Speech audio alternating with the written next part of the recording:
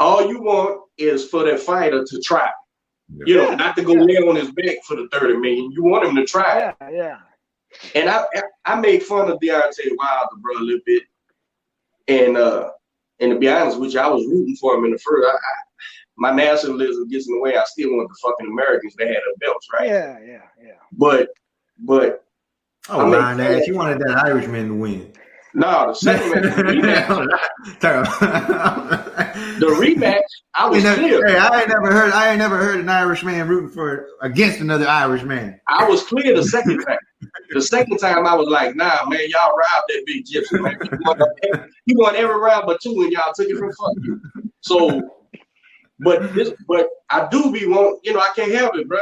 Same way you root for America in the Olympics, you root for them in the pros, right? Yeah. And you really gotta be I really can't stand you if I'm not rooting for you and you're American.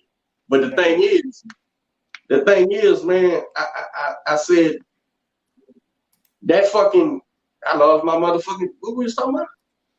Wilder and Fury. You were rooting for Wilder. Yeah. Wilder. That was the point I was making. Damn. you Wilder proved to me against the Haitian the first time. Yeah. What's the name of the Haitian? The one he won the title from. He won the WBC from him. Dread dude, goddamn it. Yeah, the Dread. Stavern. Yeah. I was watching that fight with my buddy, and he was like, "Coach, who's gonna win?" I said, man, Deontay Wilder can't fight, man. I said, but he knocks everybody out, bro. And it's getting to the point where even I'm believing he's gonna knock a motherfucker out, right? Knock everybody out. And that Stavern fight, he didn't knock shit out, and he had to fight. And Stavern had Wilder out on his feet. I think around 7 or 8, something like that. And Wilder just was on the ropes, and he was still punching, though. He was still slinging that big right hand. And I told my buddy, and I think he edged out the fight. He deserved to win by a round or 2. Yeah, I think he won that fight. Yeah. And I told my buddy, I said, I shit on Wilder's boxing ability. And I said, but he's a fighting man, bro. It ain't his fault. It ain't his fault that he only learned X, Y, and Z. Yeah. But he's making it work for. I said that's a fighting man, and he's proven that with him. He's proven that with Ortiz because he was getting beat up against Ortiz as well. Now check this out. In that Gypsy King fight, I said the second time I said, hold on, we did one IG. I said. That's why I was so quick to want to stop the fight. I wanted to stop the fight 2 rounds before they stopped it. I wanted to stop the fight when Breland was trying to stop the fight, remember? And they wouldn't let it. Like he was in the corner telling the white boy, I need to stop this fight. And the white boy was like, that ain't your job or whatever. And so Breland, that was like in the 5th. Breland let that shit go on 2 more times, so he just couldn't stand it. And if you watch the clip, he actually walked out of the corner. No, he walked out of the corner to throw the towel in. What more could you ask for in the corner, right? Like he's sitting there, he ain't the chief second, and he's sitting there going, nah, I'm not gonna do this shit no more, man. This kid's gonna get hurt. And what I knew was watching that fight, what I knew was as a trainer, the likelihood that he lands something is so small. It wasn't gonna happen. Yeah, not in that. Yeah. Stop the fight. He was low key concussed after that first knockdown all the way. He was out of there. And nobody knew what was coming out the ear for real. You don't know that. You don't know it's just a cut. Yeah. So I was on some stop the fight shit because I remember back against the Haitian. I remember back against Ortiz. I remember back. I said Deontay Wilder ain't gonna quit, bro. He ain't gonna quit. He's gonna keep fighting. He's gonna keep fighting till he can't fight no more, and that's how you get kids killed, man. Yeah. That's the worst part with when you got an actual fighter. You know what I'm saying? Like a fighter that's gonna sit in there and he ain't gonna quit. And, right. like you said, Wilder wanted to quit. Wilder wasn't gonna quit that fight. He had to take him out on the stretcher. Right. And, now I'll say this. That makes me a little different than Deontay Wilder fans, right? I'll say this now, after the fact, and you got time to think about it. Meaning Wilder, he was so, that was brutal, bro. Like, he was dominated from pillar to post. He couldn't get a jab going. He couldn't do nothing. And I say, caught up in that moment is different than thinking back and going, okay, what was working for me that I could get working again, and what, and because it wasn't stopped soon enough, right? There's nothing to grab onto. He was pretty much fucking dominated and embarrassed and all that shit the whole time. So it's like, deep down in his subconscious, is he gonna say fight, or is he gonna say, here we go again? You know what I'm saying? So he just gonna say, don't wear that heavy ass shorts again, and he'll be all right. If he believes that, hey, I almost want him to really believe that dumb shit. I almost want Deontay Wilder, since he never corrected his fucking fans about the gloves and shit. I almost want him to say, yeah, that's what it was. Yeah, look. So then he could say, he can make that. But the problem with that is, soon as the jip runs across there and starts hitting that ass, he's gonna know that's a lie. He's gonna, man, I'm lying to myself, but here I go again, man. Fuck. You know what I'm saying? It's kind of like, it's exactly like, look at that shit. How that dude got up from that? Like that. No, I know you're gonna appreciate this.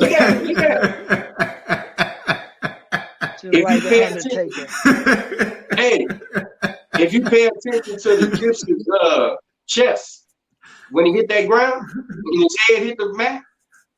Oh, that shit bounced. Yeah. He was out, bro. Yeah. Now, he bounced off that shit. But he was out. And when his eyes open, that subconscious say, uh-oh, get your ass up. You know what I'm saying? Yeah. Now, here's more than likely what I believe, fellas. And I think Wilder signed on to do the fight, the 3-peat.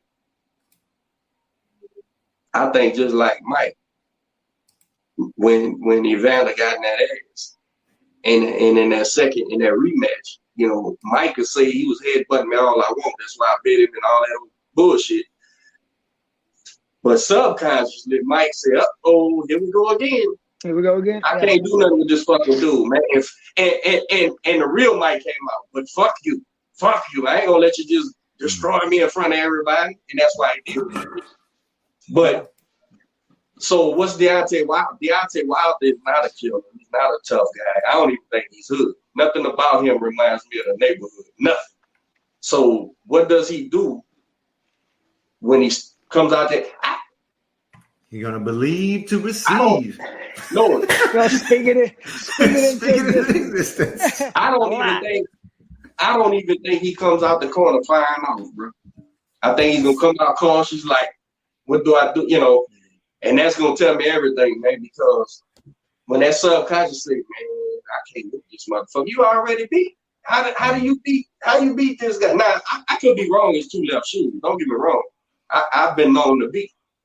But I just, when you get dominated like that, man, it takes real character and boxing ability to overcome.